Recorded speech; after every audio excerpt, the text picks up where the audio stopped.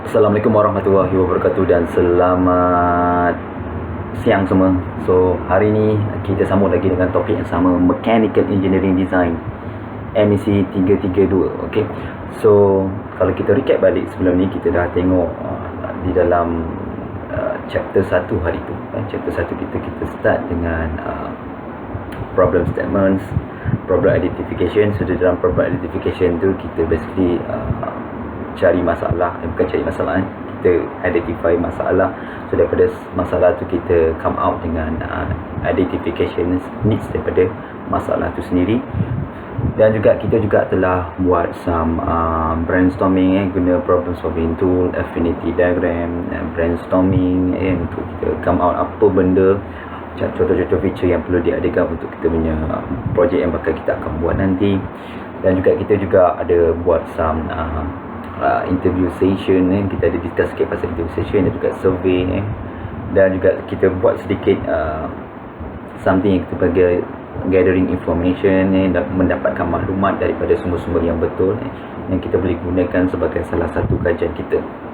Dan selepas itu kita kumpul semua maklumat kita dapat daripada problem statement, daripada data-data yang kita dah find out, yang kita summariskan di dalam bentuk product design specification lah, spec, salah satu dokumen yang diperlukan untuk kita gunakan sebagai control, sebagai control punya dokumen untuk kita punya design nanti.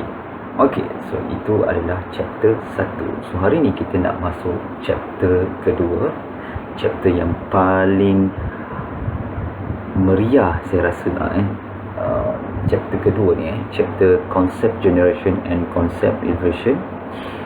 So chapter 2 ni sepatutnya dia lebih menarik, okey, dan pemikiran kita mestilah macam seolah-olah macam kanak-kanak ria. Kalau kita fikir macam orang dewasa, dia macam susah nak dapat idea lah, sebab topik ni adalah concept generation and concept evaluation. So bila nak generate idea, kita kena pemikiran macam seolah-olah macam kanak-kanak ria.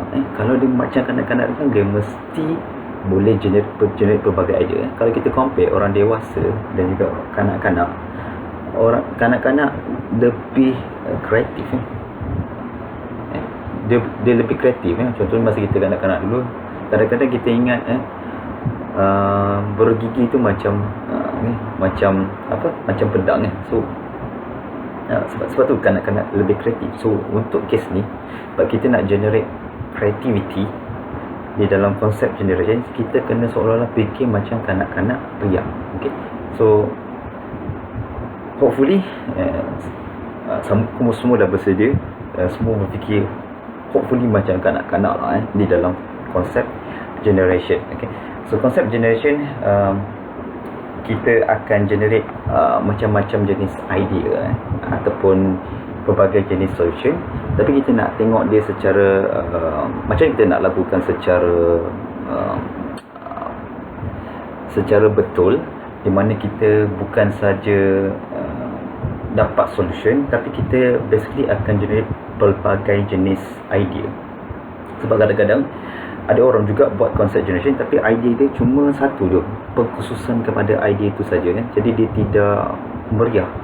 So dia tidak meraihkan idea-idea yang lain. So kita nak di bawah ni kita mesti meraihkan idea-idea lain supaya kita lebih kreatif lah, supaya benda tu akan jadi benda yang lain, yang lain daripada yang sedia ada, hopefully at the end of this chapter lah, hopefully kita boleh ada that kind of mind. So untuk kes ni kita nak buat satu aktiviti sini. So aktiviti nombor 11. Okay. Alright, so aktiviti yang 11 ni sama macam sebelum ni, kena keluarkan paper. So ada paper, of course kita ada pen lah. So kita hari ni bukan main lukis-lukis, insyaAllah bukan lukis. Okay. Kita akan tulis sikit lah, berdasarkan aktiviti ataupun statement yang kita akan tengok selepas ini. So ini statement dia. So let's say saya beri masa dalam 2 minit. Okay, 2 minit. Okay. List down all the possible product function of a new bottle design. Saya nampak botol kali biru tu, ataupun tengok kat background saya pun semua gambar botol kan. Okay. So macam mana, apa agak-agak possible function untuk sebuah botol air?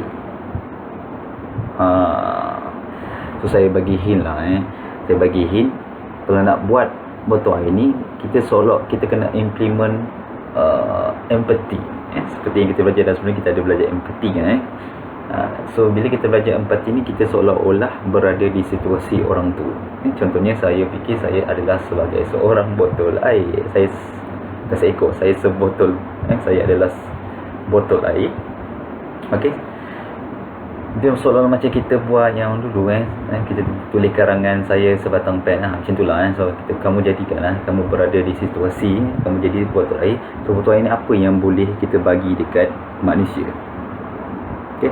Apa fungsi-fungsi yang saya boleh bagi dekat manusia? Okay. So saya bagi masa 2 minit untuk kamu fikirkan apa dia punya produk, fungsi fungsi kepada produk itu. Untuk kes ni adalah botol air. 1 minit, 2 minit, okey, sudah 2 minit. Okey. Alright, so apa agak-agak possible solution yang kamu boleh come out dengan this fungsi untuk sebuah botol? So apa agak-agak jawapan-jawapan yang selalu orang berikan? So apa fungsi dia? Yang pertama, selalunya orang cakap dia nak store simpan air lah kan. So basically dia digunakan untuk simpan air ataupun store water lah kan. Store water adalah salah satu jenis jawapan yang selalu orang bagi. Yang kedua adalah untuk kita botol ni lebih kepada kita nak mungkin bukan satu je kan, bukan store water je kan. So dia ada banyak fungsi lain kan. So dia juga boleh untuk kita boleh pour water tu sebagai salah satu contoh jawapan. Okay, so kalau kita tengok contoh-contoh, kita ada banyak lagi tapi let's say kita tengok 2 ni saja. Okay, so kalau kita tengok ni, so jawapan-jawapan ni sebenarnya dia adalah combination antara verb dengan noun. Hal ni apa cerita pasal verb and noun ni bukan kelas English pun. Ni kelas design nak pada verb dengan noun. Okay, bear with me. Okay, kalau kita tengok, kalau kita perasan, dia adalah combination dengan kata kerja verb dan juga noun, kata nama lah So kalau kita tengok dekat sini, kata kerja adalah store adalah kata kerja, pour adalah kata kerja, dan noun di sini adalah water adalah sebagai noun kita di sini lah So untuk kita menjelaskan fungsi untuk apa-apa produk, biasanya dia adalah combination antara verb dengan noun. Okay, yang ni yang kita panggil sebagai fungsi analisis, analisis function di dalam sebuah produk lah.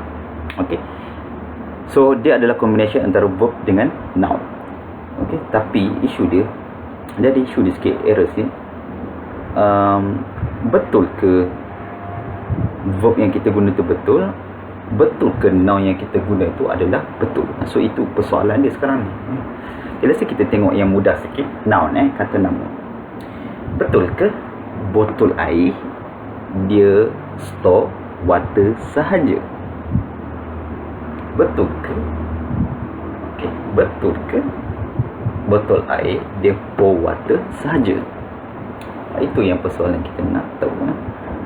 Kalau saya rasa, saya fikir dia bukan saja water kan, dia boleh isi, dia juga boleh isi minyak, okay? Dia boleh isi madu, okay, contoh, right? So sebenarnya kata nama di sini ataupun noun, kes ni adalah tidak berapa tepat. So saya rasa yang paling tepat dia adalah untuk store liquid. Okay? Liquid adalah kata nama yang sesuai untuk kes ni. Okay? Sebab liquid ni adalah dalam bentuk cecair kan, cecair. Okay? Sebab botol ni boleh simpan cecair. Okay?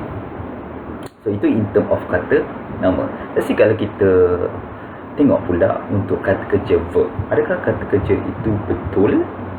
Contohnya yang pertama, store liquid. Betul ke kata kerja tu? Ataupun yang kita tengok yang kedua, pour liquid. Betul ke kata kerja tu? Okay, dia punya hint dia adalah kata kerja yang betul adalah kata kerja yang very general. Maksud saya kat sini very general tu, kata kerja yang boleh memberikan banyak solution. Contoh macam hari tu kalau kita ingat lagi, contoh ada gambar budak tu kan, macam posing yang gerai hari tu kalau kita tengok aktiviti yang kita yang sebelum ni. Okay, so dia punya kata kerja je hari tu adalah, ataupun fungsi yang untuk budak tu hari tu adalah to reach higher location of books lah hari tu to reach the book ataupun untuk mencapai buku yang di tempat yang tinggi.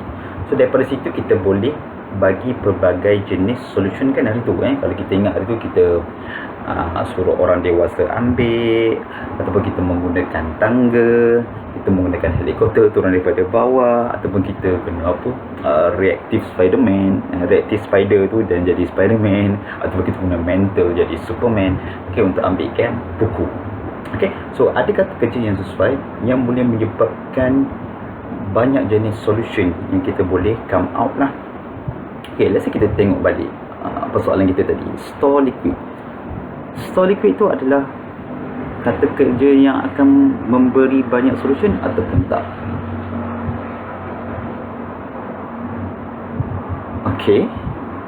Tulis komen kat bawah lah jawapan kamu. Alright, lepas saya akan bagi jawapan lepas ni. Ataupun pour liquid. Pour liquid adalah yang betul, yang bagi kata kerja yang very general, yang boleh beri banyak solution ataupun tak? So jawapan dia adalah yang ni. So store liquid tu memang kata kerja yang very general yang kita boleh come out dengan solution. Contoh, kalau kita buat store liquid, so apa dia punya possible solution dia? Kita boleh guna bekas, kita boleh guna botol kaca, kita boleh guna tangki air. Store liquid kan. So jangan risau, memang pasal ni memang kena fikir gila-gila, bukan bodoh pembangan pun tak apa. Tak ada isu, sebab kita ada satu nanti konsep evaluation nanti baru kita akan filter benda tu. Tak kisah boleh juga guna store liquid. Apa lagi solution dia? Boleh guna kolam renang. Kolam renang. Boleh guna tangki kumbahan. Itu untuk store liquid. Empangan contoh. Let's say kita tengok yang nombor 2. Kalau kita guna yang tadi pour liquid, so dia adalah terus solution. Sebab tu dia tak berapa sesuai. Kalau kita tulis pour liquid sebagai dia punya fungsi, tuang, itu solution. Kita tak mau solution, kita nak dia kata kerja yang memberi banyak idea. Contohnya untuk kes ni, channel liquid. So channel liquid, contoh macam mana kita nak channelkan liquid tu? Kita boleh guna, contoh kita boleh guna hose, kita boleh guna piping system, kita boleh guna straw, kita boleh guna apa lagi? Kita boleh guna pump. Kita boleh guna macam-macam. So bila kita ada kata kerja yang very general, kita boleh come out dengan pelbagai jenis solution. Alright, tapi di isu sini, macam mana kita nak tahu kata kerja yang betul ataupun tidak?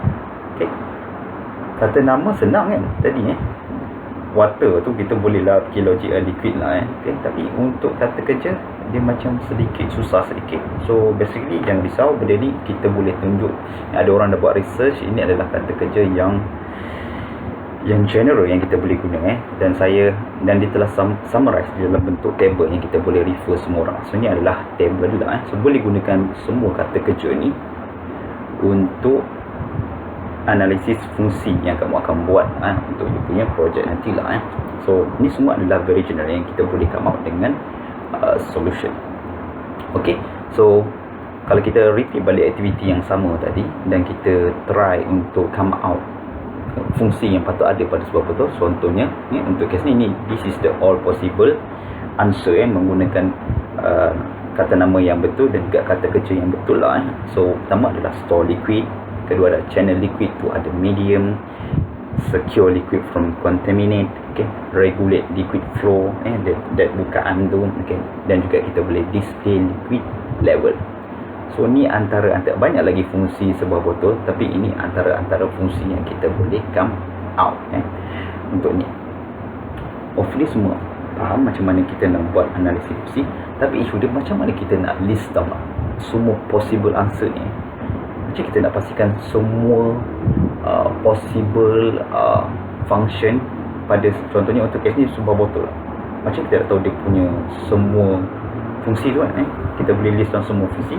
So cara yang paling mudah adalah bila kita anggap benda tu macam ada satu black box dan kita ada input dan juga output. Apa maksud kat sini saya? Kat sini kalau kita tengok balik contoh botol air, contohnya input saya iklan kata. Alright, so untuk kes ni apa yang saya boleh buat adalah input saya ni mungkin saya haus. Saya haus dan apa saya nak hilangkan dahaga atau saya nak hilangkan haus. So apa cara kita boleh buat ataupun black box ni, apa cara boleh saya buat daripada saya haus kepada tidak haus sebagai output dia. So saya akan menggunakan botol yang ada air sebagai kaedah untuk hilangkan haus tu. So cara dia adalah kita buat step by step macam mana kita nak minum air yang ada di dalam botol air. So agak-agak macam mana method ataupun step by step procedure untuk saya minum air di dalam botol air. Pertama, apa step dia? Step by step methodology, methods. This is methodology, methods. Apa method dia? Pertama saya kena tahu dulu itu adalah botol air. So daripada jauh, itu adalah botol. Itu salah satu fungsi produk. Orang customer kena tahu itu adalah botol air dulu. Fungsi ataupun kita tahu ada display the appearance of bottle. Mungkin begitulah saya tak tahu. Saya just bahasa kasar. Kita start dengan bahasa kasar, lepas tu baru kita try untuk jadikan dia bahasa yang lebih mantap lagi lah. Kita murnikan dengan lebih mantap dengan menggunakan table tadi dan juga kata nama yang sesuai. Contohnya saya tahu benda itu adalah botol air. Kedua apa saya buat? Saya approach. So approach tu bukan fungsi untuk sebuah botol lah. So kedua, saya kena tahu apa dah? Saya kena tahu dulu ada tak liquid dalam tu ataupun ada tak air dalam tu. So sebab tu ada tadi tu fungsi tu display liquid water. So kita user sebelum nak approach botol tu, kita kena tahu dulu dia ada water di dalam tu. Sebab tu display liquid tu. So yang ketiga, so saya kena boleh pegang. So senang untuk pegang. So pegang pun salah satu fungsi produk untuk botol air. Tapi kita akan guna, tapi sekarang ni kita cakap pasal method dia. Lepas tu kita kena adjust balik dia punya grammar dia. Macam English lah, grammar dia yang sesuai lah. So kita boleh pegang dengan mudah. Lepas tu kita tahu penutup kepala tu, dan kita boleh buka dengan mudah. Lepas tu buat apa? Kita kena regulate flow tu. So kita agak-agak macam tu kan. So kita regulate flow. Sebelum masuk tu baca bismillah dulu. Salah. Baca bismillah tu bukan produk, fungsi produk lah. Baca bismillah atau produk tu tiba-tiba cakap bismillahirrahmanirrahim. So minum, lepas tu baru kita boleh tuang ke dalam mulut lah. Kita pour liquid tu pour liquid ke dalam mulut sebagai satu solution, ataupun kita channel that liquid tu ke dalam mulut. So nak minum air punya lah payah lah. Macam-macam step lah. Payahnya minum air. Dulu minum air tak payah berfikir pun, tiba-tiba nak minum air, pergi approach, fikir betul macam ni. Payah betul lah. Itu basically function analysis lah. So functional analysis ni basically kita nak tahu apa fungsi sebuah produk lah. So secara paling mudah lah kita kena ada some input dan output. So input dia can be tadi saya haus, so tu saya nak hilangkan dahaga menggunakan means botol air sebagai salah satu prosedur untuk dapatkan tu. So kita buat step by step prosedur untuk dapatkan air tu lah. Alright. So let's say kita buat some function analysis menggunakan problem kawan saya yang semakin putih ni, dia guna apa, produk apa, produk Dr. Vida okay. Alright, okay, function analysis of perfecto wifi. Okay, so let's say sebab perfecto wifi tu saya dah buat dalam PDF, nama dia perfecto wifi, saya punya brand name dia. Okay, so itu dia. So let's say saya ada this black box, kita buat kaedah yang mudah tadi, input output, supaya kita boleh list down all the possible product function untuk case kawan saya. Produk, so dia punya produk yang saya akan buat adalah wanita lah, wanita adalah saya punya produk yang bakal saya buat. Okay, dan saya perlu tahu some input lah. So let's say apa input dia agak-agak, dan apa juga dia punya output lah. So mungkin kalau tengok kawan saya ni, kawan saya sedih, so dia mungkin not happy kepada happy lah. So macam mana produk tu boleh menjadikan klien saya itu daripada tidak happy kepada happy. So apa patut dibuat oleh produk tu, apa fungsi yang patut ada pada produk tu. Okay, apa agak-agak dia? Okay, saya tanya awak, kenapa tak jawab? Okay, alright. Aduh, penat cakap sorang-sorang Kalau cakap dengan student senang sikit ada feedback Ini cakap dengan apa? Cakap dengan dalam webcam memang tak ada reply. Okay, anggaplah kamu ada depan saya tapi kamu tak reply cakap saya, kamu ignore cakap saya. Okay, anyway, so kalau kita tengok kat sini, ini adalah possible solution yang saya dah discuss dengan kawan saya, kawan kotak saya, apa possible dia punya function lah. Contoh dia punya function adalah yang kalau ungu tu convert skin color, waktu kita transform facial, kita change hairstyle, kita adjust body size, okay, tukar baju, okay, dan juga dia boleh express feeling okay, so kalau kita tengok kat sini convert skin color, kita gunakan verb yang sesuai lah berdasarkan table tadi. Kita guna verb yang sesuai. So convert skin color, let's say kita bagi contoh sikit, convert skin apa jenis solution dia. Dia boleh guna dia boleh guna pemutih lah, pemutih wajah. Dia boleh guna Dr. Vida punya produk. Okay, alright. Transfer facial pun ada.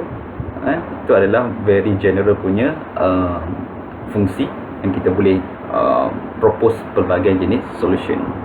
Okay, dan seterusnya lah. Okay, ini adalah contoh analisis fungsi untuk kawan saya.